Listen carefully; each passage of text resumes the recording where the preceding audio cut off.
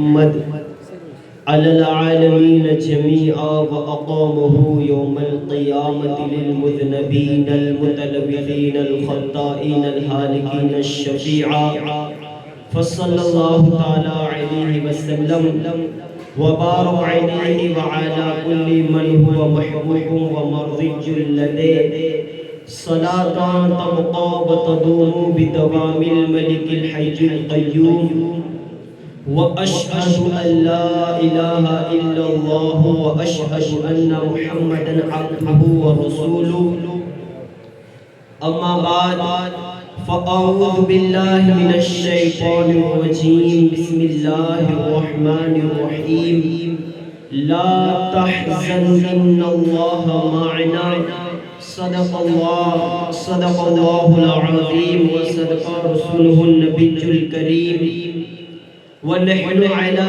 ذلك لمن الشاهدين والشاكرين والحمد لله رب العالمین۔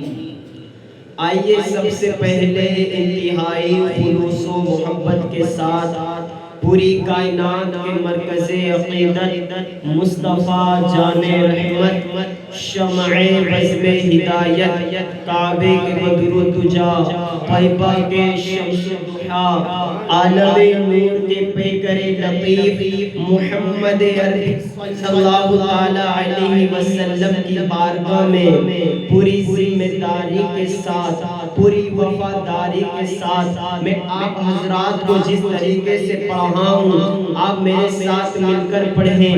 الصلاة والسلام علیک یا رسول اللہ، الصلاة والسلام علیک یا نبی اللہ، الصلاة والسلام علیک یا حبیب اللہ، وعلى آلك وأصحابك يا نور الله صلی اللہ تعالی علیہ وسلم۔ ابھی ہمارے حافظ محمد حسین صاحب نے آپ کی بارگاہ میں امام حسین کی منقبت پیش کی۔ ان کے متعلق یہ شعر ہے کہ رگ رگ میں بھر کے سوزے تمنا گئے ہو تم، رگ رگ میں بھر کے سوزے تمنا گئے ہو تم، تسکین دینے آئے تھے تڑپا گئے ہو تم، تسکین دینے آئے تھے تڑپا گئے ہو تم، اور بزم تصورات سجی تھی ابھی ابھی، نظروں میں مصطفیٰ کی گلی تھی ابھی ابھی، نظروں میں مصطفیٰ کی گلی تھی ابھی ابھی، اور معلوم کر رہے تھے فرشتوں سے جبرائیل کس کی زباں پہ نعت نبی تھی ابھی ابھی، کس کی زباں پہ نعت نبی تھی ابھی ابھی۔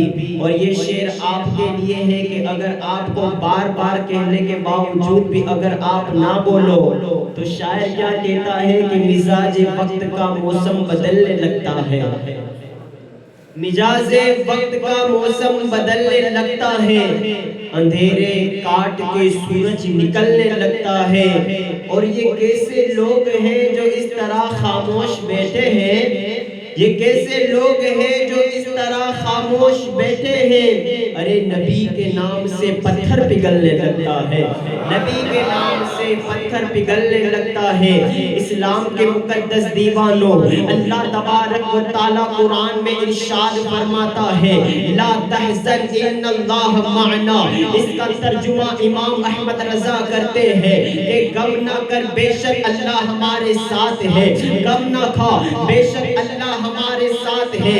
اسلام کے مقدس دیوانوں، اسلام کے مقدس دیوانوں، اللہ تبارک و تعالیٰ نے قرآن میں فرما دیا ہے لا تحزن ان اللہ معنا، غم مت کرو، ٹینشن میں مت رہو، کیونکہ اللہ تمہارے ساتھ ہے، اور اللہ جس کے ساتھ ہو جاتا ہے، رب کی مدد جس کے ساتھ ساتھ ہو جاتی ہے پھر وہ دنیا والوں سے ڈرتا نہیں ہے، وہ دنیا کی طاقت سے ڈرتا نہیں ہے۔ اسلام کے مقدس دیوانوں، ان لوگوں کے ساتھ اللہ ہے، ان کے ساتھ اللہ کی مدد رہتی ہے۔ وہ بندے جو اللہ کی عبادت کرتے ہیں، جو اللہ کی ریاضت کرتے ہیں، جو اللہ کی عبادت میں اپنے وقت کو گزار دیتے ہیں، مگر حال کچھ اس طریقے سے ہے کہ ہم کہنے کو مسلمان ہیں، کہنے کو نبی کریم صلی اللہ تعالیٰ علیہ وسلم کا کلمہ پڑھنے والے ہیں، مگر کام ہمارے ایسے نہیں ہیں، مگر ہمارا نام ایسا مسلمانوں کی طرح ہے، مگر کام آج پوری دنیا میں قوم مسلم اتنی برباد اور گمراہیوں کے راستے پہ جا چکی ہے کہ جتنا قوم مسلم کو سمجھاؤ پھر بھی مسلمان سمجھنے کے لیے تیار نہیں ہے، پھر بھی مسلمان عمل کرنے کے لیے تیار نہیں ہے، پھر بھی مسلمان صراط مستقیم پر چلنے کے لیے تیار نہیں ہے۔ آؤ میں تمہیں ایک ایسی ہستی کی بارگاہ میں لے کر چلتا ہوں جسے دنیا صدیق اکبر کے نام سے یاد کرتی ہے۔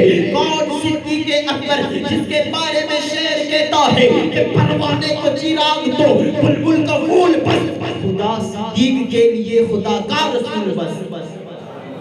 جب دل میں اس طریقے سے محبت بس جائے پھر وہ دنیا داروں کی پرواہ نہیں کرتا، پھر وہ حکومت کی پرواہ نہیں کرتا، پھر وہ شہرت کی پرواہ نہیں کرتا، پھر وہ دنیا داروں سے نہیں ڈرتا، بلکہ اللہ اور اس کے رسول سے جو بندہ ڈرتا ہے، جو اللہ اور اس کے رسول سے ڈرتا ہے، پوری دنیا اس کو ڈرا نہیں سکتی۔ اسی لیے تو اللہ قرآن میں فرما رہا ہے کہ بے شک اللہ کے ولیوں کو نہ کبھی کسی چیز کا غم ہے نہ کسی چیز کا ٹینشن۔ آج ہم ڈر رہے ہیں، آج ہم ستائے جا رہے ہیں، مارے جا رہے ہیں، کیوں؟ کیونکہ ہمارے اعمال ایسے نہیں ہیں، ہمارے کام ایسے نہیں ہیں۔ ہماری آپ کام دیکھو مسلمانوں کے تو لگتا ہے کہ یہ مسلمانوں کے کام نہیں ہیں۔ آپ دیکھو آج کون سا گناہ ہے ہمارے اندر جو ہم میں نہیں پایا جاتا، کون سا گناہ؟ آج کس گناہ کے متعلق بیان کیا جائے کہ آج ہمارے اندر وہ گناہ نہیں ہے؟ آج ایسا کون سا گناہ ہے جو مسلمان نہ کرتا؟ مجھے ایک گناہ بتاؤ کہ مسلمان وہ گناہ نہیں کرتا، ایک گناہ بتاؤ، کون سا گناہ ہے جو مسلمانوں کے اندر نہیں ہے؟ آج ہر گناہ مسلمانوں کے اندر موجود ہے، شراب نوشی مسلمانوں کے اندر موجود ہے، زنا کاری مسلمانوں کے اندر موجود ہے، لاپرواہی مسلمانوں کے اندر موجود ہے، سود خوری مسلمانوں کے اندر موجود ہے، آپس میں دشمنی مسلمانوں کے آپس میں دشمنی مسلمانوں میں موجود ہے، ماں باپ کی نافرمانی مسلمان کے اندر موجود ہے، عورتوں کا ناچنا مسلمانوں کے اندر موجود ہے، عورتوں کا بے پردہ گھومنا مسلمانوں کے اندر موجود ہے، اور یہاں تک یہ ہے کہ ہمیں کربلا میں یہ سکھایا گیا ہے کہ اگر ظالم تمہاری چادریں چھین لے پھر بھی زینب نے پردہ نہیں چھوڑا۔ اور آج کل کی عورتیں مسجدوں میں، آج کل کی عورتیں محفلوں میں آتی ہیں تو میک اپ کر کے آتی ہے، محفلوں میں آتی ہے پاؤڈر لگا کر آتی ہے، محفلوں میں آتی ہے تو سج دھج کے آتی ہے، محفلوں میں تمہیں دنیا داروں کو نہیں دکھانا ہے بلکہ اللہ اور اس کے رسول کو دکھانا ہے۔ آج حال کیا ہے ہماری عورتوں کا؟ آج حال کیا ہے ہماری بچیوں کا؟ آج حال یہ ہے کہ پہلے لوگ گھر سے باہر نکلتے تھے تو عورتیں گھر میں رہتی تھی، عورتوں کو باہر نکلنے میں ڈر لگتا تھا۔ آج مردوں کو گھر سے باہر نکلنے میں ڈر لگ رہا ہے کہ جہاں دیکھو وہاں عورتیں بے پردہ بن رہی ہیں، جہاں دیکھو وہاں عورتیں ناچ رہی ہیں، اور یہ مسلمان ہیں۔ بنت ہوا کو نچاتے ہو محفل میں، بنت ہوا کو نچاتے ہو محفل میں، کتنے سنگ دل ہے کہ شرم و حیا یاد نہیں۔ تم مسلمان ہو، تمہارا کردار نہیں کہتا ہے کہ تم مسلمان ہو، تمہارا کردار نہیں بتا رہا ہے کہ تم حسین کے ماننے والے ہو، تمہارا عمل نہیں بتا رہا ہے کہ تم رسول اللہ کے وفادار ہو، تمہارا اندر کوئی ایسا کام نہیں ہے، تمہارا عمل ایسا نہیں ہے، تمہارا کردار ایسا نہیں ہے، تمہارا چال چلن ایسا نہیں ہے کہ تمہیں دیکھ کر غلام رسول کہا جائے، تمہیں دیکھ کر غلام حسین کہا جائے، تمہیں دیکھ کر غلام غوث کہا جائے، تمہیں دیکھ کر غلام غریب نواز کہا جائے۔ اعمال ایسے ہیں تمہارے، کام کہتے ہیں حسین کا دامن نہیں چھوڑیں گے، رسول کا دامن نہیں چھوڑیں گے، مگر کام تو ایسے کرو تو اپنے خیر بھی تمہیں کہیں، یہاں تو اپنے بھی تمہیں سلام کرنے کے لیے تیار نہیں ہے، یہاں تو اپنے بھی تمہیں پوچھنے کے لیے تیار نہیں ہے، اور ہم کہتے ہیں حسین سے محبت کرتے ہیں، حسین سے پیار کرتے ہیں، حسین سے عشق کرتے ہیں۔ بتاؤ حسین سے عمل کرنے والوں کی زندگی کیسی ہوتی ہے، ان سے عشق کرنے والوں کا مقام کیا ہوتا ہے؟ آؤ میں تمہیں بتاتا ہوں، جو حضور سے محبت کرتے ہیں ان کا مقام کیا ہے، جو حضور سے پیار کرتے ہیں ان کی حیثیت کیا ہے، ان کی رسپیکٹ کیا ہوتی ہے۔ ان میں سے ایک صدیق اکبر ہے کہ جس نے رسول اللہ سے اپنی مال سے زیادہ محبت کی ہے، اپنی جان سے زیادہ حضور سے محبت کی ہے، اپنے بچوں سے زیادہ رسول اللہ سے محبت کی ہے۔ آج ہر انسان کو اپنی جان پیاری ہے، آج ہر انسان اپنی جان کو سب سے زیادہ عزیز تر رکھتا ہے، مگر صدیق اکبر نے اپنی جان سے بھی زیادہ حضور سے محبت کی ہے۔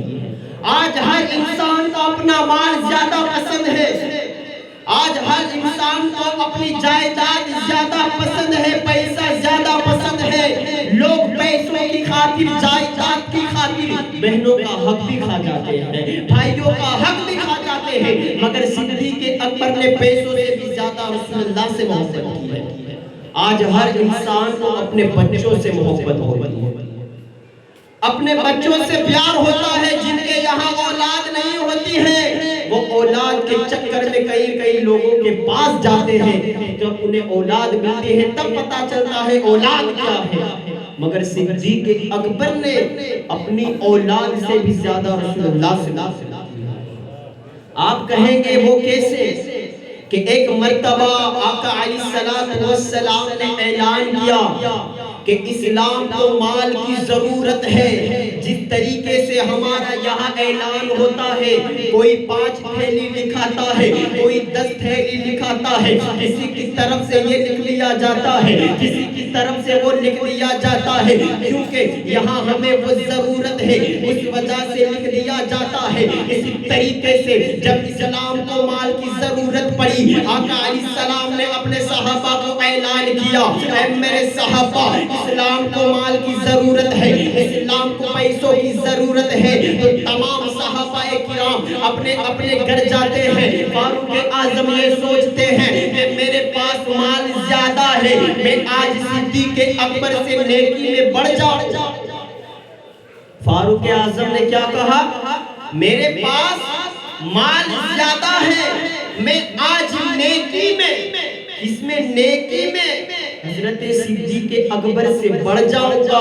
وہ نیکیوں میں بڑھنا چاہتے تھے، وہ دنیا داروں کی دولت میں نہیں، اللہ اور اس کے رسول کے سامنے معزز بننا چاہتے تھے، مگر کیا دیکھتے ہیں؟ فاروق اعظم اپنے گھر جاتے ہیں، صدیق اکبر بھی اپنے گھر جاتے ہیں۔ فاروق اعظم گھر جاتے ہیں تو جتنا مال ہوتا ہے ان کے 2 حصے کرتے ہیں۔ کتنے حصے کرتے ہیں؟ 2 حصے کرتے ہیں۔ ایک حصہ اپنے گھر والوں کے لیے رکھتے ہیں، ایک حصہ اسلام کے لیے دیتے ہیں، رسول اللہ کی بارگاہ میں دیتے ہیں، اور ایک جگہ صدیق اکبر جا رہے ہیں۔ تمام صحابہ گئے اپنے گھر، اپنی حیثیت کے مطابق مال دیا۔ یہاں صدیق اکبر بھی گئے، فاروق اعظم بھی گئے۔ فاروق اعظم نے مال کے 2 حصے کیے، ایک حصہ اپنے گھر والوں کے لیے رکھا، ایک حصہ رسول اللہ کی بارگاہ میں دے دیا، اور اسی طریقے سے صدیق اکبر بھی جا رہے ہیں۔ گھر میں جتنا مال ہے، یہاں تک کہ جھاڑو لگانے کا، جو جھاڑو لگانے کا وہ ہے، وہ جھاڑو بھی لے جا رہے ہیں، پانی پینے کے جو گلاس ہے وہ بھی لے جا رہے ہیں۔ یعنی صدیق اکبر کے گھر میں جتنا مال ہے سب مال رسول اللہ کی بارگاہ میں لے جا رہے ہیں۔ یہاں تک کہ کپڑے بھی ہیں، کپڑے بھی ہیں، وہ بھی رسول اللہ کی بارگاہ میں لے جا رہے ہیں، اور جو اپنے کپڑے تھے اس کو اتار کر وہ کپڑے بھی رسول اللہ کی بارگاہ میں لے جا رہے ہیں، اور خود کمبل پہن رہے ہیں۔ کیا پہن رہے ہیں؟ کمبل پہن رہے ہیں، اور کمبل کی جگہ جو بٹن لگتے ہیں اس کو ببول کے کانٹوں سے لگا دیا۔ اور جتنا مال تھا، جتنا بھی مال تھا، رسول اللہ صلی اللہ تعالی علیہ وسلم کی بارگاہ میں پیش کر دیا۔ نبی کریم صلی اللہ تعالی علیہ وسلم نے جب فاروق اعظم آئے، فاروق اعظم سے پوچھا، اے فاروق اعظم کتنا مال لائے ہو؟ فاروق اعظم نے عرض کی، یا رسول اللہ میں آدھا مال آپ کے لیے لایا ہوں، آدھا مال اپنے گھر والوں کے لیے رکھ کر آیا ہوں۔ مگر جب صدیق اکبر سے پوچھا، اے صدیق اکبر بتاؤ تو صحیح تم کتنا لائے ہو اور کتنا گھر میں چھوڑ لائے؟ کتنا مال یہاں لائے اور گھر میں کتنا چھوڑا ہے؟ جو بندہ اللہ کی راہ میں خرچ کرتا ہے، جو بندہ رسول اللہ کی راہ میں خرچ کرتا ہے، جو بندہ امام حسین کی محفلوں میں خرچ کرتا ہے، جو بندہ ان کے نام پر خرچ کرتا ہے، یہ سمجھ رہے ہو کہ فالتو میں خرچہ ہو رہا ہے، صرف یہی خرچہ ہو رہا ہے؟ ارے ان کی شان یہ ہے کہ اگر دشمن پانی پلا دے تو انہیں بھی وہ مالا مال کر دیتے ہیں۔ شان یہ ہے جب ان کے گلا بھر دیتے ہیں۔ شاہان زمانہ کی جولی، محتاج کا جب یہ عالم ہے تو مختار کا عالم ہے۔ محتاج کا جب یہ عالم ہے تو مختار کا عالم کیا ہوگا؟ ان کی شان ہی الگ ہے۔ ان کی راہ میں اگر کوئی بندہ 1 روپیہ خرچ کرتا ہے، اللہ انہیں کہیں زیادہ ثواب عطا فرماتا ہے، اللہ انہیں کہیں گناہ زیادہ دیتا ہے۔ اور ہمارا ایمان یہ ہے کہ اگر کوئی بندہ نبی پر 1 مرتبہ درود پڑھتا ہے، اللہ 10 رحمت نازل فرماتا ہے۔ کوئی 100 مرتبہ پڑھتا ہے، اللہ 1000 مرتبہ رحمتیں بھیجتا ہے۔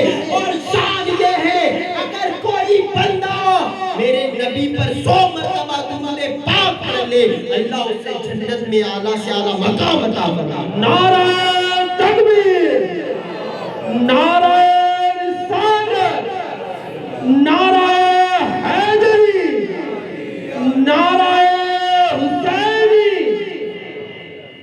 جب حضور کی بارگاہ میں صرف درود پڑھنے سے اتنا ملتا ہے، جب حضور کی بارگاہ میں درود پڑھنے سے اتنا ملتا ہے تو ان کی راہ میں خرچ کرنے سے کتنا ملے گا؟ ان کی راہ میں پیسے قربان کرنے سے کتنا ملے گا؟ آپ دیکھیں، صدیق اکبر سے پوچھا، اے صدیق اکبر بتاؤ کتنا لائے ہو اور کتنا گھر میں چھوڑ آئے ہو؟ تو صدیق اکبر نے کی، یا رسول اللہ صلی اللہ تعالی علیہ وسلم گھر میں جتنا بھی مال تھا، گھر میں جتنا تھا مال، آپ کی بارگاہ میں قربان کر دیا، آپ کی بارگاہ میں قربان کر دیا۔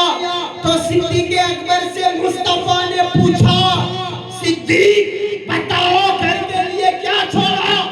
تو شاعر نے کہا کہ پروانے کو چراغ تو بلبل کو پھول بس، اور صدیق کے لیے خدا کا رسول بس۔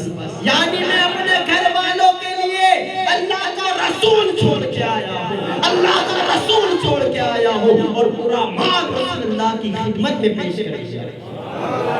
جب صدیق اکبر نے ببول کا وہ کمبل والا وہ درخت پہنا، حضرت جبرائیل علیہ السلام رسول اللہ کی بارگاہ میں آئے، عرض کرنے لگے، یا رسول اللہ صلی اللہ تعالی علیہ وسلم صدیق اکبر سے رب راضی ہے، صدیق اکبر سے رب راضی ہے۔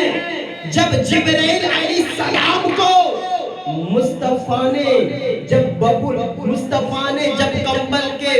کمبل کے لباس میں دیکھا تو رسول اللہ نے پوچھا جبرائیل سے، جبرائیل یہ آج کون سا لباس پہنے ہو؟ یہ کون سا لباس پہن کر آئے ہو؟ یہ کون سا لباس کمبل کا پہن کر آئے ہو؟ تو جبرائیل علیہ السلام نے عرض کی، یا رسول اللہ جو لباس صدیق اکبر نے پہنا ہے وہ لباس میں نے ایک نے نہیں بلکہ اللہ کے جتنے فرشتے ہیں سب نے وہی لباس پہنا ہے۔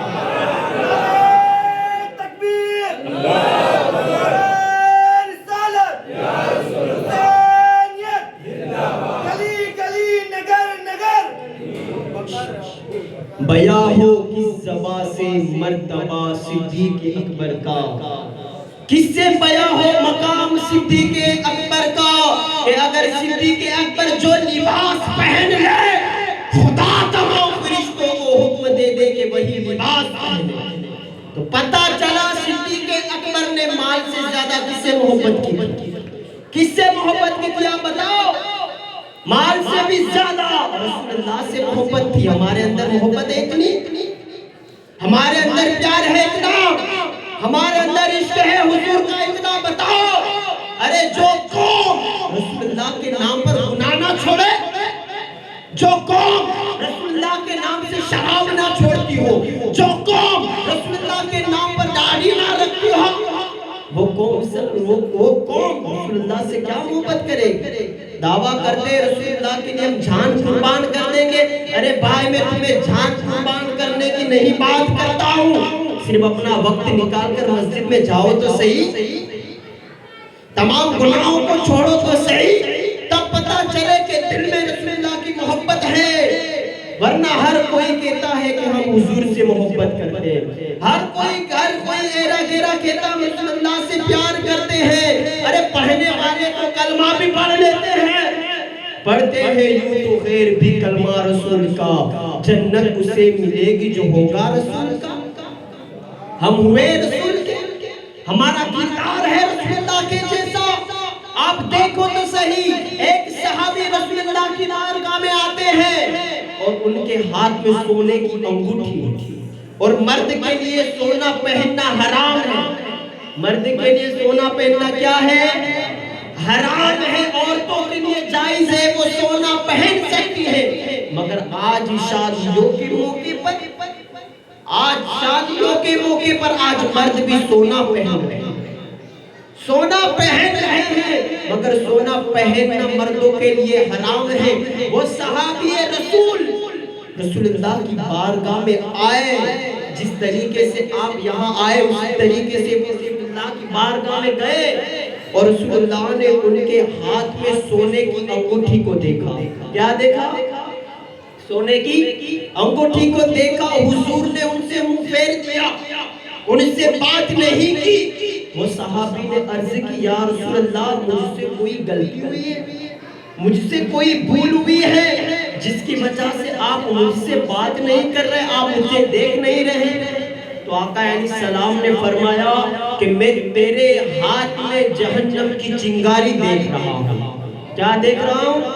جہنم کی چنگاری دیکھ رہا ہوں۔ مجھے پسند نہیں ہے کہ کوئی مرد سونا پہنے۔ کیا کہا؟ مجھے پسند نہیں ہے کہ کوئی مرد سونا پہنے، اور ہم بھی سونا پہنا۔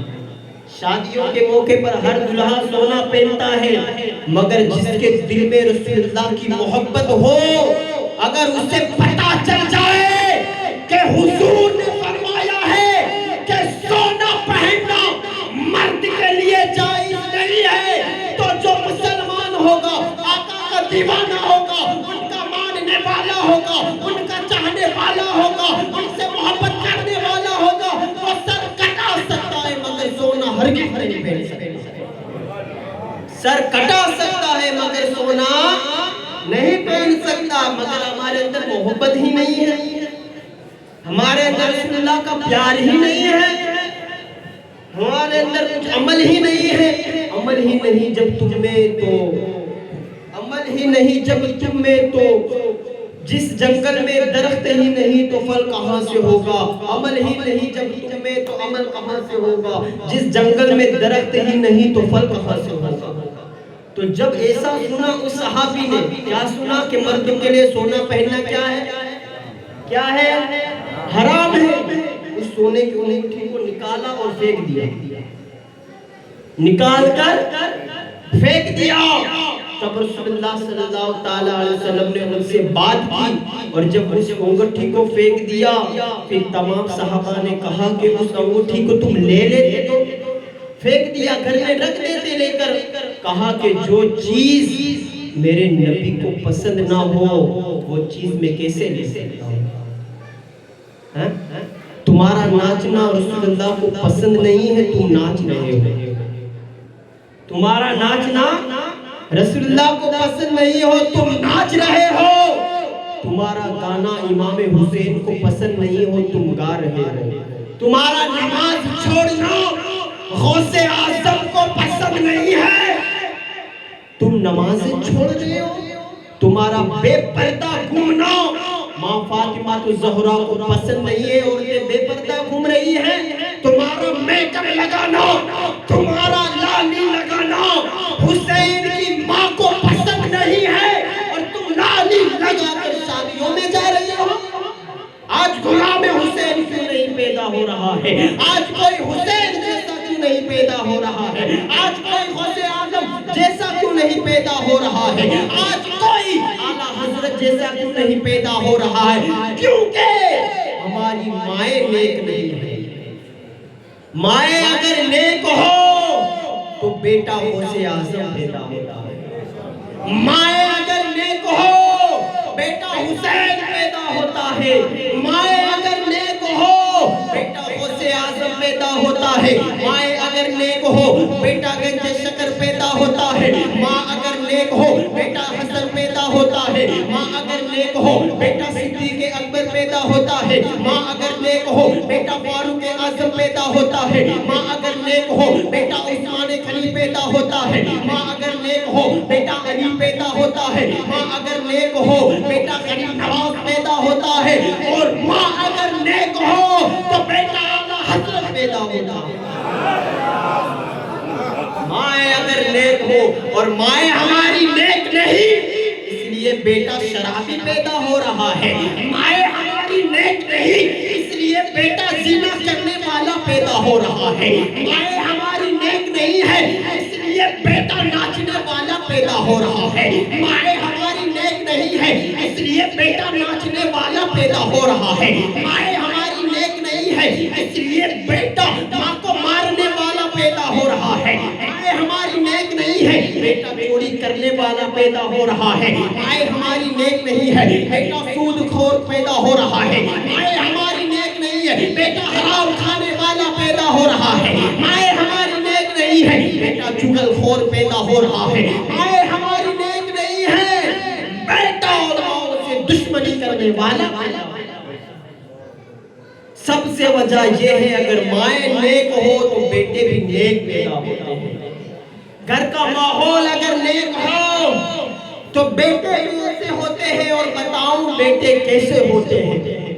ایک مرتبہ صدیق اکبر رضی اللہ تعالیٰ عنہ کے بیٹے نے حضرت صدیق اکبر سے کہا بابا جان ایک مرتبہ آپ رسول اللہ کی طرف سے تھے، کس کی طرف سے؟ رسول اللہ کی طرف سے جنگ میں تھے، اور میں ابو جہل کی طرف سے تھا۔ کس کی طرف سے تھا؟ ابو جہل کی طرف سے تھا، اور آپ رسول اللہ کی طرف سے تھے، اور اس وقت میری آپ کی گردن میری تلوار کی زد میں آ گئی تھی۔ کہاں آ گئی تھی؟ میری تلوار کی زد میں آ گئی تھی، مگر میں نے آپ کو باپ سمجھ کر چھوڑ دیا۔ کیا سمجھ کر چھوڑ دیا؟ باپ سمجھ کر چھوڑ دیا، میں نے آپ کو باپ سمجھ کر چھوڑ دیا۔ کس نے کہا؟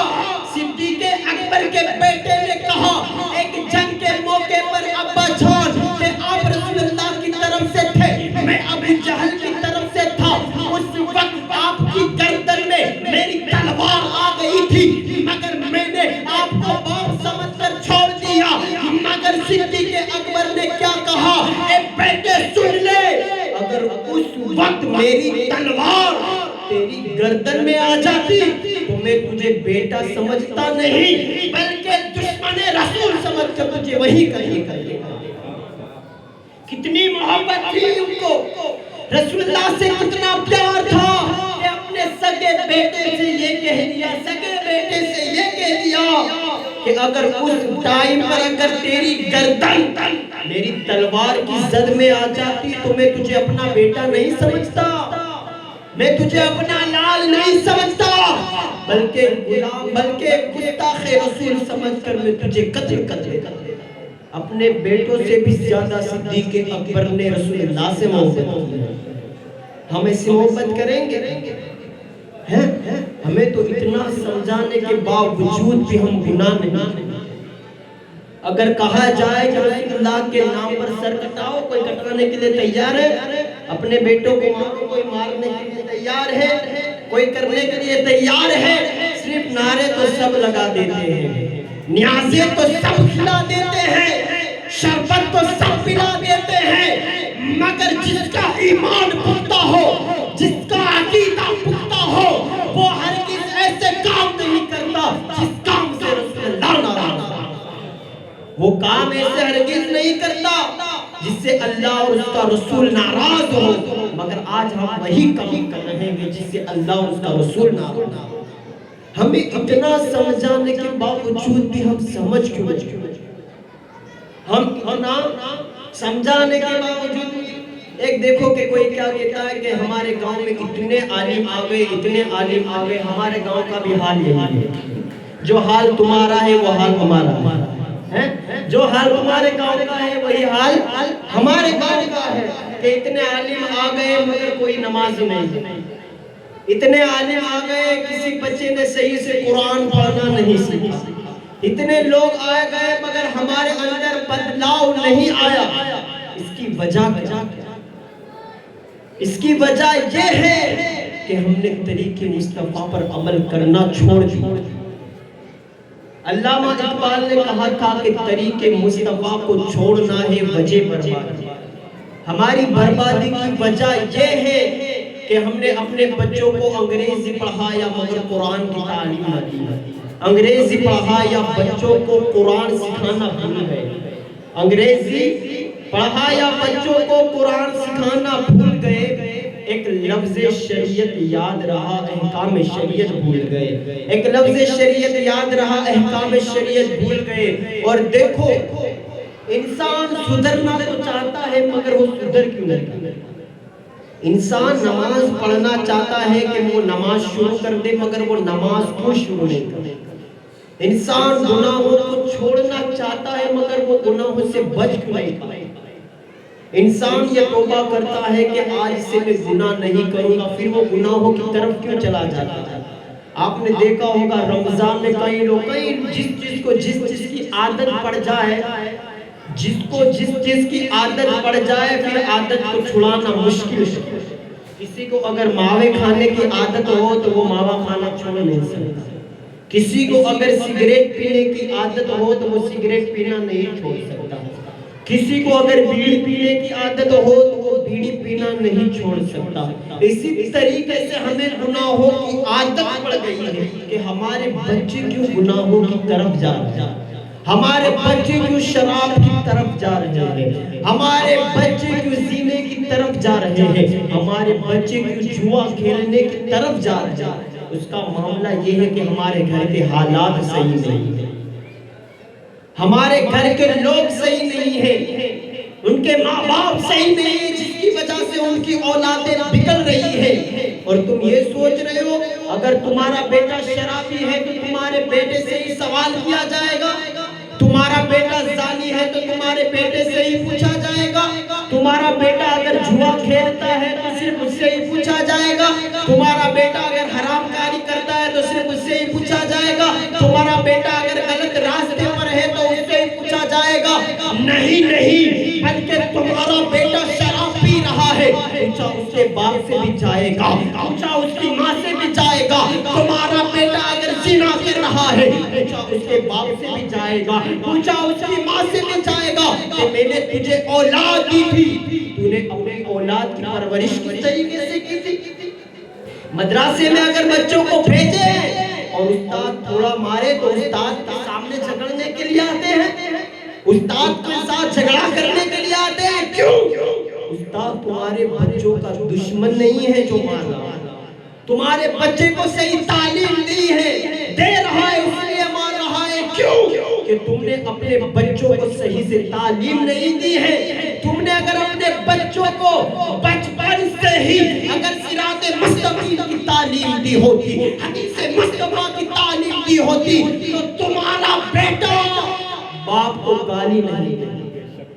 آج حال یہ ہے کہ چھوٹے چھوٹے بچے باپ کو گالی دے رہے ہیں. گالی تو دور کی بات مارنے تک پہنچ جا رہے ہیں آج کی نوجوان. اس کی وجہ کیا؟ تم نے اپنے بچوں کو بچپن سے ہی تربیت نہیں دی ہے, اپنے بچوں کو بچپن سے ہی کچھ نہیں سکھایا ہے, تم نے چھوڑ دیا ان کے حال پر. اسلام کہہ رہا ہے, اسلام یہ کہہ رہا ہے کہ جب بچے 7 سال کے ہو جائے تو انہیں نماز کا حکم ہو. کتنے سال کے؟ 7 سال کے. اور ہمارے بچوں کا حال یہ ہے کہ 10 سال کے ہو جاتے ہیں تو انہیں سب کچھ پتا چل جاتا ہے, سب کچھ پتا چل جاتا ہے. 10 سال کے بچوں کو اس سے پتا چلتا ہے کہ ہمارے حالات کیسے ہیں, ہمارے گھر کے حالات کیسے ہیں. مگر اسلام یہ کہہ رہا ہے کہ بچوں کو مسجدوں کے قریب کرو, اور اگر بچے مسجد میں آ جائے تو ٹرسٹیوں کو پرابلم ہونے لگتی ہے, نمازیوں کو پرابلم ہونے لگتی ہے, جس کی وجہ سے بچے نمازی نہیں بن رہے ہیں, جس کی وجہ سے بچے نیک نہیں بن رہے ہیں, جس کی وجہ سے بچے نیک نہیں بن رہے ہیں. کیونکہ جب بچے مسجدوں میں آتے ہیں نمازیوں کو تکلیفیں ہونے لگتی ہے, ٹرسٹیوں کو تکلیفیں ہونے لگتی ہے. وہی بچے ہیں جب بڑے ہو کر حافظ قرآن بنیں گے, وہی بچے ہیں جب بڑے ہو کر عالم دین بنیں گے, وہی بچے ہیں جب بڑے ہو کر ہماری مسجد کے امام بنیں گے. تم نے بچوں کو مسجدوں کے قریب نہیں کیا, اس وجہ سے بچے شرابی بن رہے ہیں, اس وجہ سے بچے غلط راستے پہ جا رہے ہیں, اسی وجہ سے بچے گمراہیوں کی طرف جا رہے ہیں. اب بھی وقت ہے, تمہارے بچے اگر 7 سال کے ہیں انہیں مسجدوں کے قریب کرو, اگر تمہارے بچے ہیں انہیں امام کے قریب کرو, ان کو اچھے لوگوں کے ساتھ رکھو, ان کو اچھے صحبتوں میں رکھو. اگر تمہارے بچے گالیاں دینے والوں کے ساتھ رہیں گے تو یہ مت سوچنا کہ یہ بڑے ہو کر نعت سنائیں گے, یہ مت سوچنا بڑے ہو کر قرآن پڑھیں گے, یہ مت سوچنا بڑے ہو کر تمہارا ہاتھ چھوئیں گے, یہ مت سوچنا کہ بڑے ہو کر تمہیں اپنے ساتھ رکھیں گے. آج حال یہ ہے کہ ہم نے اپنے بچوں کی صحیح سے پرورش نہیں کی ہے, اپنے بچوں کو صحیح تعلیم نہیں دی ہے. اس کی وجہ سے آج ہمارے بچے گمراہیوں کی طرف جا رہے ہیں. اور حال ہر جگہ کا یہی ہے, حال ہر جگہ کا یہی ہے. بچوں کی بات تو بچے ہیں مگر ہماری عورتوں بھی گناہوں میں شامل ہیں, ہماری عورتیں گناہوں میں شامل ہیں مگر دعویٰ کرتی ہیں ہم فاطمہ الزہرا سے محبت کرتی ہیں. جو ایک وقت کی نماز نہ پڑھتی ہو وہ فاطمہ سے محبت کیا کرے, جو سونے کے وقت سیریلیں دیکھتی ہو وہ فاطمہ سے محبت کیسے کر سکتی ہو, جو سونے کے وقت گانے سنتی ہو وہ فاطمہ سے محبت کیسے کر سکتی ہو. تمہیں پتہ نہیں ہے میری ماں اور بہنوں کہ فاطمہ کی سیرت کیا ہے, فاطمہ الزہرا کی شان یہ ہے کہ اگر وہ ایک سجدہ کرتی تھی تو صبح ہو جاتی, تب بیٹا حسین پیدا ہوتا. ماں فاطمہ تھی تو بیٹا حسین پیدا ہوا ہے. فاطمہ کی شان یہ تھی کہ وہ نماز میں لگ جاتی, ایک سجدہ ایسا کرتی, ایسا سجدہ کرتی کہ فجر کی اذان ہو جاتی اور اپنے رب کی بارگاہ میں دعا کرتی, مولا تو نے کتنی چھوٹی راتیں بنائی ہیں کہ تیرے محبوب کی بیٹی صحیح سے عبادت نہیں کر رہی ہے. اور ہماری ماں اور بہنوں کو شادیوں میں ناچنا پسند ہے, ہماری ماں اور بہنوں کو بازار میں گھومنا پسند ہے, ہماری ماں اور بہنوں کو شوہر سے لڑائی کرنا پسند ہے, ہماری ماں اور بہنوں کو دو بھائی بھائی میں جھگڑا کرانا پسند ہے, ہماری ماں اور بہنوں کو لڑائی کرنا پسند ہے, فساد کرنا پسند ہے. وہ عورت ہرگز ہو نہیں سکتی جو گھر میں جھگڑا لگائے, وہ عورت ہرگز نہیں ہو سکتی. اسلام کے مقدس دیوانوں, اللہ کے رسول صلی اللہ علیہ وسلم نے فرمایا ہے کہ عورت وہ ہے اگر وہ چاہے تو پورے گھر کو جنت بنا سکتی ہے, چاہے تو پورے گھر کو جنت بنا سکتی ہے اور چاہے تو پورے گھر کو جہنم بنا سکتی ہے. وہ عورت ہی ہے اگر عورت نیک ہوگی تو بیٹے کو نماز پڑھنے کا کہے گی، عورت نیک ہوگی تو بیٹے کو قرآن پڑھنے کا کہے گی، عورت نیک ہوگی تو بچوں کو جھوٹ بولنے سے بچائے گی، عورت نیک ہوگی تو بیٹوں کو نعت مصطفیٰ سنائے گی، عورت نیک ہوگی تو بیٹوں کو نعت یاد کرنے کا ہے ہمارے پاس ایسی ماں۔ اس وجہ سے ہمارے پاس کوئی حسین نہیں، اسی لیے ہمارے پاس کوئی غلام حسن نہیں ہے۔ اس کی وجہ یہ ہے اور حال تو پوری جگہ کا یہ ہے کہ آج ایسی عورت کو ڈھونڈنا بہت بڑا مشکل ہے، اتنا مشکل ہے، اتنا مشکل ہے کہ آج پوری جگہوں میں دیکھو اتنے بدتر حال ہو چکے ہیں کہ ہمیں بیان کرتے ہوئے شرم آتی ہے، بیان کرتے ہوئے ہمیں شرم آتی ہے۔ اس قدر قوم مسلم کے حالات خراب ہیں کہ ہماری بچیاں اسکولوں میں، ہماری بچیاں کالجوں میں جو کام کرتی ہیں وہ ہمیں نہیں پسند ہے، وہ ہمیں پتہ نہیں آج ہماری بچیاں خیروں کے ساتھ بھاگ رہی ہے۔ کیوں؟ ہمیں تو صرف کھانا پسند ہے، ہمیں تو صرف ناچنا پسند ہے، ہمیں تو صرف لنگر کھلانا پسند ہے، ہمیں تو صرف شربت پلانا پسند ہے، اور تمہیں بھی وہی تقریریں پسند ہے جو تمہاری تعریفیں کرے، جو تمہاری واہ واہ کرے۔ یاد رکھنا، جو تمہاری واہ واہ کرتا ہے، جو تمہاری تعریفیں کرتا ہے، اس سے بڑا کوئی دشمن نہیں ہے۔ مت کھونا ان لوگوں کو جو تمہارے عیب بتاتا ہے، مت کھونا ان لوگوں کو جو تمہارے عیب بتاتا ہے۔ اب کہاں ملتے ہیں آئینہ دکھانے والے، اب کہاں ملتے ہیں آئینہ دکھانے والے۔ فلٹر کا زمانہ ہے میرے پیارو، فلٹر کا زمانہ ہے۔ تمہاری تعریفیں کی کر کے تمہیں برباد کیا جا رہا ہے، اور حسین کے لیے محفلیں سجانے میں اس میں ہمیں درس دیا جاتا ہے، اسے سمجھایا جاتا ہے کہ ہمیں کس طریقے سے زندگی کو گزارنا چاہیے، کس طریقے سے ہمیں رہنا چاہیے، ایک مسلمان کو کیسا ہونا چاہیے۔ ہمیں یہاں یہ بتایا کہ ایک مسلمان کو کیسا ہونا چاہیے تاکہ عام لوگ، عام لوگ نہیں ہو، تم خاص ہو۔ عام اور خاص میں فرق ہوتا ہے، جو عام ہوتا ہے وہ کسی بھی طریقے سے زندگی گزار سکتا ہے، جو عام ہوتا ہے وہ کسی طریقے سے زندگی گزار سکتا ہے، مگر جو خاص ہے ان کو سیرت مصطفیٰ کی طرح زندگی گزارنی ہے، جو خاص ہے اسے امام حسین کی طرح زندگی گزارنی ہے، جو خاص ہے اسے ولیوں کی طرح زندگی گزارنی ہے۔ اور زندگی ہمارے بزرگوں نے بھی گزاری ہے۔ کتنے سال تک تم دنیا میں جیو گے، کتنے سال تک تم یہاں زندہ رہو گے، کر لو جو کچھ کرنا ہے، آخر موت، کر لو جو کچھ بھی کرنا ہے، آخر موت ہے۔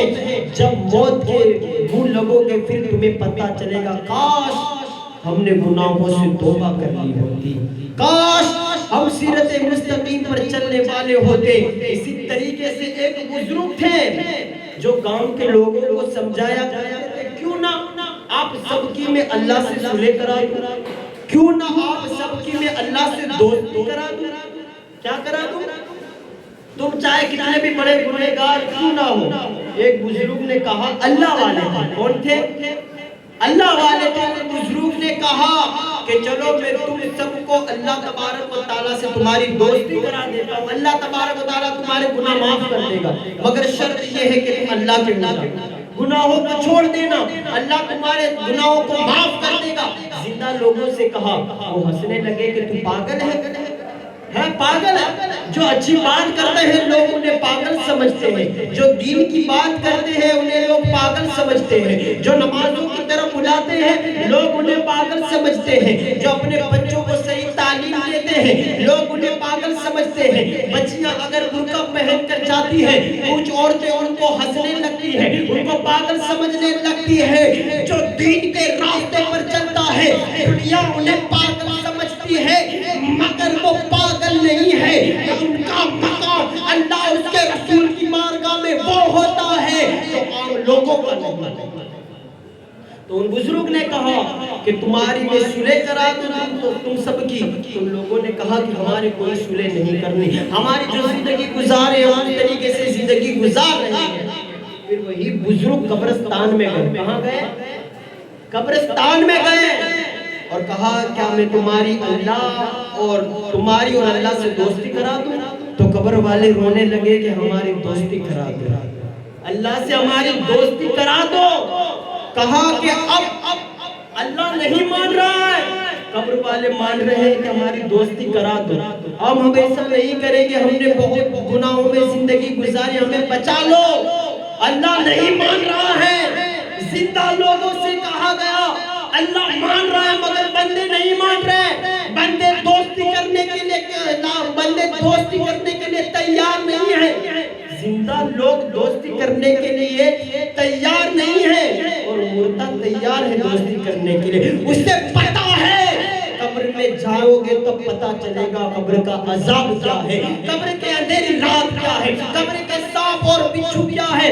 اگر کسی کو ایک کمرے میں بند کر دیا جائے جہاں پنکھا بھی نہ ہو, جہاں لائٹ بھی نہ ہو, تو بندے کو پتا چلتا ہے کہ اندھیری رات. اور قبر میں تم نے جس کے بھی لیے گناہ کیا ہے وہ قبر میں کوئی آنے والا نہیں ہے. قبر میں تمہارا باپ بھی نہیں آنے والا. جس کی خاطر تم نے جو کچھ کیا, باپ بھی قبر میں آنے کے لیے تیار نہیں ہے, ماں بھی قبر کے لیے آنے کے لیے تیار نہیں ہے. مگر ایمان ایسا رکھو, گناہوں سے بچ جاؤ. تو ایمان تو یہ کہتا ہے کہ قبر میں لہرائیں گے تا حشر چشم نور کے جلوہ ہوگی جب طلعت رسول اللہ کی. کوئی آئے نہ آئے, ایمان یہ کہتا ہے کہ رسول اللہ ضرور آئے.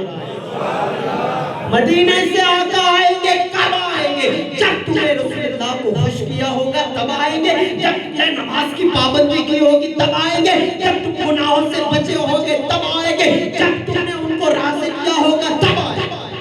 جب تم نے شادیوں میں سب کو نچایا ہوگا تو کیا قبر میں آئیں گے؟ جب تم نے شرابیں پی ہو تو قبر میں آئیں گے. اور ہمارے اتنے بھی سمجھانے کے باوجود ہمارے دل میں کچھ اثر ہی نہیں کرے, ہم سمجھنے کے لیے تیار ہی نہیں ہیں. اور ہم محبت رسول کا دعویٰ کرتے ہیں, محبت آقا کا دعویٰ کرتے ہیں. بتاؤ محبت کیسی ہوتی ہے, محبت کس کو کہتے ہیں؟ جن کو حضور سے محبت ہو جاتی ہے پھر وہ بے چین رہنے لگتا ہے. اگر بندے کو محبت ہو جائے تو اس کے بغیر سکون نہیں ملتا, اس کے بغیر چین نہیں ملتا. وہ ہم اس بندے کو یاد کرتا رہتا ہے. ہم نمازیں بھی پڑھتے ہیں تو ہمیں دنیا کا خیال رہتا ہے, مگر اللہ والے جب نماز پڑھتے ہیں تو انہیں مدینے کا خیال رہتا ہے, انہیں آقا کی یاد آتی ہے. مگر آج ہم سمجھائیں کسے, بتلائیں کسے, کون ہے جو صحیح راستے پر آئے؟ ہر اچھی بات تو ہر کوئی کہہ دیتا ہے, عمل کرنا بہت بڑا مشکل ہے. صراط مستقیم پر چلنا بہت بڑا مشکل ہے. آپ دیکھو کہ صدیق اکبر نے مال سے بھی زیادہ کس سے محبت کی, کس سے محبت کی؟ صدیق اکبر نے مال سے زیادہ رسول اللہ سے محبت کی. جتنا مال تھا رسول اللہ کی بارگاہ میں قربان کر دیا. بیٹوں سے بھی زیادہ کس سے محبت کی؟ بیٹے سے بھی زیادہ رسول اللہ سے محبت کی. صدیق اکبر نے کہا بیٹے کہ اگر میری تلوار میں تیری گردن آ جاتی تو میں تجھے قتل کر دیتا. اتنی محبت تھی کہ بیٹوں سے بھی زیادہ, اپنی اولاد سے بھی زیادہ, مال سے بھی زیادہ رسول اللہ سے محبت کی. اور یہاں تک کہ اپنی جان سے بھی زیادہ رسول اللہ سے محبت کی. غار ثور میں آپ نے جب دیکھا ہوگا کہ جب آقا علیہ السلام حضرت صدیق اکبر کے ساتھ جب غار ثور میں گئے, اور یہ بات یاد رکھو کہ جانور جب رسول اللہ سے محبت کر سکتے ہو تو انسان کیوں نہیں کرتے؟ جانور آقا علیہ السلام سے پیار کرتے ہیں مگر انسان رسول اللہ سے محبت کیوں نہیں کرتا؟ حضرت عیسیٰ علیہ السلام کے زمانے میں ایک سانپ نے سن رکھا تھا, ایک سانپ تھا, اس نے سنا تھا کہ آخری زمانے میں ایک نبی آئے گا. کون آئے گا؟ ایک نبی آئے گا مدینہ میں, وہ غار ثور میں قیام کرے گا, सांप ने ये सुना, वो रसूल अल्लाह की तारीफें सुनी कि वो इतना हसीन होगा, वो इतना खूबसूरत होगा कि उनके जैसा कोई हसीन व जमील नहीं है, उनके जैसा कोई खूबसूरत नहीं है। बरेली के इमाम ने कहा था वो कमाल हुस्न हुजूर है कि गुमान नक्श जहां नहीं, यही फूल खार से दूर है, यही शम्मा है कि दुआ नहीं, और मैं निसार तेरे कलाम पर मिली यूं तो किसको जुबान नहीं। वो सुखन है जिसमें सुखन ना हो, वो बयां है जिसका बयां नहीं, और मैं निसार तेरे कलाम पर मिली यूं तो किसको जुबान नहीं। मैं निसार तेरे कलाम पर मिली यूं तो किसको जुबान नहीं। वो सुखन है जिसमें सुखन ना हो, वो बयां है जिसका बयां नहीं। रसूलुल्लाह की शान जब उस सांप ने सुनी तो वो सांप मदीने शरीफ की तरफ चलने लगा। वो सांप कहाँ चलने लगा? मदीने शरीफ की तरफ चलने लगा और गारे शोर में रहने लगा। गारे शोर में चला गया, कई साल तक वहां रहा। किसके लिए रहा? किसके लिए रहा? रसूलुल्लाह को देखने के लिए, हमारे नबी को देखने के लिए सांप गारे शोर में रहा। उसने तारीफें सुनी थी कि रसूलुल्लाह ऐसे थे, इतने खूबसूरत थे, इतना हसीन और जमील थे। उस सांप के दिल के अंदर रसूलुल्लाह की मोहब्बत बस गई, रसूलुल्लाह का प्यार बस गया। और हम इतनी तारीफें सुनते, इतनी नाते पढ़ते हैं, फिर भी हमारे अंदर रसूलुल्लाह की मोहब्बत नहीं जागती। अगर मोहब्बत होती तो हम हर किस गलत काम नहीं करते। हमारे अंदर मोहब्बत नहीं है, इस वजह से गलत काम कर रहे हैं। मगर मोहब्बत सांप ने की किस तरीके से की, और आओ तुम्हें बताता हूँ सिद्दीक़ अकबर ने भी मोहब्बत किस तरीके से की। वो सांप कहाँ गया? गारे शोर में गया, एक गुफा में गया सिद्दीक़ अकबर, और आका अलैहिस्सलातु वस्सलाम उस गार में गए। तो सिद्दीक़ अकबर ने आका अलैहिस्सलाम से कहा, या रसूलल्लाह सल्लल्लाहु तआला अलैहि वसल्लम, आप यहाँ बाहर रुको, मैं गार के अंदर जाता हूँ, मैं गुफा के अंदर जाता हूँ, ताकि कोई मुझे जानवर ना हो, ताकि कोई तकलीफ देने वाली चीज ना हो। अगर कोई तकलीफ देने वाली चीज होगी तो मैं उसको मार डालूंगा, ताकि कोई तकलीफ देने वाली चीज होगी तो उसको गार से बाहर कर दूंगा। सिद्दीक़ अकबर गार के अंदर जाते हैं, गुफा के अंदर जाते हैं, और जितने भी सुराग होते हैं उसको अपने कपड़े को फाड़ कर तमाम सुरागों को बंद कर देते हैं, तमाम होल को बंद कर देते हैं। जितने भी सुराग होते हैं तमाम सुराग बंद कर देते हैं। सिर्फ एक सुराग बच जाता है, एक सुराग बच जाता है। इसमें आप अपना अंगूठा लगा देते हैं, अपना पैर लगा देते हैं, ताकि कोई तकलीफ देने वाली चीज बाहर ना आए। और फिर आका अलैहिस्सलाम को बुलाया गुफा के अंदर, आका अलैहिस्सलाम को बुलाया गुफा के अंदर। आका अलैहिस्सलाम सिद्दीक़ अकबर की शान पे सो गए। आका अलैहिस्सलाम सिद्दीक़ अकबर के शानों पे सो गए।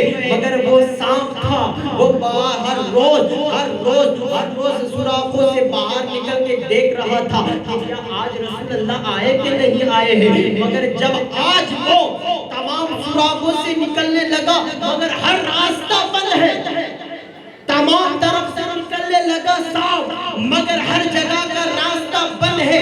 मगर एक जगह की तरफ गया तो वहाँ पैर नरम महसूस हुआ। उसने बार बार पैर को टच किया, मगर सिद्दीक़ अकबर ने पैर को नहीं हटाया। सिद्दीक़ अकबर ने पैर को नहीं हटाया, पैर को बंद करता रहा, क्योंकि आका अलैहिस्सलाम सिद्दीक़ अकबर के जानों में आराम फरमा रहे हैं, सो रहे हैं। और सिद्दीक़ अकबर को ये पसंद नहीं था कि वो हलाए और आका अलैहिस्सलाम की नींद में खलल पैदा हो, आका अलैहिस्सलाम को कोई चीज तकलीफ दे, उनको परेशानी हो, उनको पसंद ना था। मगर सांप कह रहा था मुझे हुजूर को देखना है, सांप कह रहा था हाले ज़बान में आका अलैहिस्सलाम को देखना है। एक सांप है, एक सिद्दीक़ है, सिद्दीक़ भी आशिक़ रसूल है, सांप भी आशिक़ रसूल है। सिद्दीक़ भी आका से मोहब्बत करने वाला है, सांप भी आका से मोहब्बत करने वाला है। सिद्दीक़ आका پر جان قربان کرنے والا ہے، سانپ بھی آقا پر جان قربان کرنے والا ہے۔ صدیق اکبر کے دل میں بھی محبت ہے، سانپ کے دل کے اندر بھی محبت ہے۔ سانپ بھی آقا علیہ السلام کو دیکھنے کے لیے بےتاب ہے، سانپ آقا علیہ السلام کی زیارت کرنے کے لیے بےتاب ہے، مگر وہ حالت تصور میں یہ کہہ رہا ہے، اے صدیق اکبر مجھے آقا کو دیکھنا ہے، اپنے پیر کو ہٹا لو۔ اے صدیق اکبر مجھے مصطفیٰ کو دیکھنا ہے، آپ کے پیر کو ہٹا لو، کیونکہ مصطفیٰ کا چہرہ وہ مصطفیٰ کا چہرہ ہے، حضور وہ حضور ہے، حضور کے جیسا کوئی خوبصورت نہیں ہے۔ مگر بار بار سانپ نے ان کو نرم اس طریقے سے او کیا، مگر پھر بھی صدیق اکبر نے پیر کو نہیں ہٹایا۔ وہ سانپ یاد رکھے کہ جو سانپ جتنا پرانا ہوتا ہے اس کا زہر بھی بہت خطرناک، جو سانپ جتنا پرانا ہوگا اس کا زہر خطرناک ہوگا۔ اس سانپ نے صدیق اکبر کو ڈس لیا، اس سانپ نے کیا کیا؟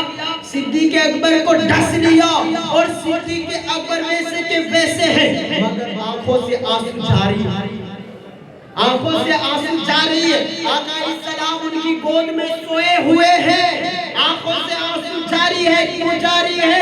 سانپ نے ان کو ڈسا۔ کن کو؟ صدیق اکبر کو ڈسا۔ کیوں ڈسا؟ حضور کو دیکھنا ہے، حضور کا چہرے کو دیکھنا ہے، بطوحہ والے چہرے کو دیکھنا ہے، آقا علیہ السلام کو دیکھنا ہے۔ اس وجہ سے اس سانپ نے صدیق اکبر کو ڈسا، مگر صدیق اکبر نے اپنے پیر کو نہیں ہٹایا، پیر کو نہیں ہٹایا، کیونکہ آقا سو رہے ہیں، ان کی نیند میں خلل نہ ہو، ان کی نیند میں کوئی چیز خلل نہ پیدا کرے۔ اس وجہ سے ان کی آنکھوں سے آنسو نکل گئے، اور وہی آنسو آقا علیہ السلام کے چہرے پر پڑے۔ کوئی روتا ہے تو ان کے آنسو کہیں پڑتے ہیں، مگر جب صدیق اکبر روئے تو ان کے آنسو مصطفیٰ کے چہرے پر ہے۔ جب آ گئی ہے جوش رحمت پہ ان کی آنکھیں، جب آ گئی ہے جوش رحمت پہ ان کی آنکھیں، چلتے بجھا دیے ہیں، روتے بجھا دیے ہیں۔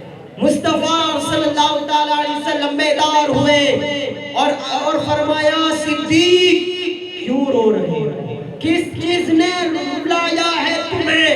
تو صدیق اکبر نے عرض کی یا رسول اللہ مجھے کسی چیز نے ڈس لیا، مجھے کسی چیز نے ڈس لیا ہے، جس کی وجہ سے میں رو رہا ہوں، میرے آنکھوں سے آنسو نکل رہے ہیں۔ آقا علیہ السلام نے کہا کہاں ڈسا ہے؟ جیسے ہی انہوں نے صدیق اکبر نے پیر کو ہٹایا، وہ سانپ سامنے سے آ گیا، عرض کرنے لگا یا رسول اللہ میں نے عیسیٰ علیہ السلام کے زمانے کا سانپ ہوں، میں عیسیٰ کے زمانے کا سانپ ہوں، میں نے سنا تھا کہ آخری زمانے میں ایک نبی آنے والا ہے، وہ تمام نبیوں کا سلطان ہوگا، وہ تمام نبیوں کا تاجدار ہوگا، وہ تمام نبیوں کا آقا ہوگا، وہ نبی ایسا نبی ہوگا جس کے لیے بریلی کا امام یہ کہتا ہے سب سے اعلیٰ و والا ہمارا نبی، سب سے بالا و والا ہمارا نبی، کون دیتا ہے دینے کے وہ چاہیے، دینے والا ہے سچا ہمارا، دینے والا ہے سچا ہمارا نبی، وہ نبی ہے۔ یعنی میں نے آپ کی تعریفیں سنی ہے، میں نے آپ کے بارے میں بہت کچھ سنا ہے، میں آپ کو دیکھنا چاہتا تھا، مگر صدیق اکبر نے اپنے پیر سے وہ سوراخ کو ڈھک دیا تھا، تمام سوراخ ڈھک دیے تھے، مگر میں بے چین تھا آپ کو دیکھنے کے لیے، اس وجہ سے میں نے صدیق اکبر کو ڈسا، محبت کی خاطر رسول اللہ کو دیکھنے کی خاطر۔ اور آقا علیہ السلام نے کوئی بات نہیں، آقا علیہ السلام کی شان ہی الگ ہے، وہ دشمنوں سے بھی محبت کرنے والے ہیں، وہ دشمنوں سے بھی پیار کرنے والے ہیں، مگر سانپ کے دل کے اندر کیا تھا؟ سانپ کے دل کے اندر رسول اللہ کی محبت تھی۔ آقا علیہ السلام نے صدیق اکبر سے کہا صدیق اپنے پیر کو لاؤ، اور آقا علیہ السلام نے اپنا لعاب لگایا، لعاب دعن یعنی تھوک مبارک لگایا، جس جگہ پر سانپ نے ڈسا تھا، اور وہ سانپ اتنا زہریلا سانپ تھا کہ اگر وہ ڈس دے تو انسان وہی مگر آقا علیہ السلام کے لعاب میں وہ طاقت تھی، جیسے آقا علیہ السلام نے وہ لعاب کو لگایا، حضرت صدیق اکبر صحیح سلامت. صدیق اکبر اچھے ہو گئے. اس سے پتہ کیا؟ اس بیان سے ہمیں پتہ یہ چلا کہ حضور سے جو بندہ محبت کر لے، چاہے وہ جانور ہو چاہے وہ انسان ہو، جو محبت کر لے وہ اپنی جان بھی قربان کر دیتا ہے، وہ اپنا مال بھی قربان کر دیتا ہے، وہ اپنے بچوں کو قربان کر دیتا ہے. مگر جس کے دل میں محبت ہو وہ قربان کرتا ہے، مگر جس کے دل کے اندر محبت نہ ہو وہ کچھ بھی نہیں کر سکتا. ہمارے اندر محبت ہی نہیں ہے، ہمارے اندر محبت ہی نہیں ہے. اگر محبت ہوتی تو ہم رسول اللہ کو راضی کرنے والے کام کرتے، رسول اللہ کو جو پسند ہے وہ کام کرتے، ان کو تکلیف نہیں دیتے. صدیق اکبر کو گوارا نہیں تھا کہ رسول اللہ کو تکلیف پہنچے. صدیق اکبر کو گوارا نہیں تھا رسول اللہ کو تکلیف پہنچے. رسول اللہ ناراض ہو تو تمہیں کیسے گوارا ہو رہا ہے کہ تم رسول اللہ کو تکلیف دے رہے ہو؟ نمازیں تم چھوڑ رہے ہو تکلیف مصطفیٰ جانے رحمت کو ہو. گناہ ہم کریں تکلیف مصطفیٰ جانے رحمت کو ہو رہی ہے. ہماری خاطر آقا علیہ السلام نے سب کچھ کیا ہے، ہم نے مصطفیٰ جانے رحمت کے لیے کیا کیا؟ حضور نے ہمارے لیے سب کچھ کیا. ان کے صدقے ہمیں قرآن ملا، ان کے صدقے ایمان ملا، ان کے صدقے شہرت ملی، عزت ملی، رفعت ملی، سب کچھ ملا، ان کے صدقے میں ملا. مگر تم نے ان کے لیے کیا کیا؟ تم نے ان کو راضی کرنے کے لیے کون سے کام کیے؟ بتاؤ. ہمارے پاس جواب ہوگا جب قیامت کے دن تمام لوگوں کو پیش کیا جائے گا کہ تو میرا امت تھا، کیا تو نے نماز کی پابندی کی تھی؟ کیا تو گناہوں سے بچا تھا؟ کیا تو نے وہ کام کیے تھے؟ کیا جواب دیں گے اور کہیں گے ہم نے تو صرف نعرے لگائے تھے؟ نعروں کا نام محبت نہیں ہے. کام کرو محبت کرنے والے، عبادت کرو، وہ کام کرو جس سے رسول اللہ راضی ہو، جس سے اللہ کا رسول راضی ہو. انداز بیاں گرچہ بہت شوق نہیں ہے، شاید کہ اتر جائے تیرے دل میں میری بات، اور قلب میں سوز نہیں ہے، روح میں احساس نہیں ہے. جتنا بھی سمجھاؤ ہم سمجھنے کے لیے تیار نہیں ہے. السلام علیکم ورحمۃ اللہ وبرکاتہ.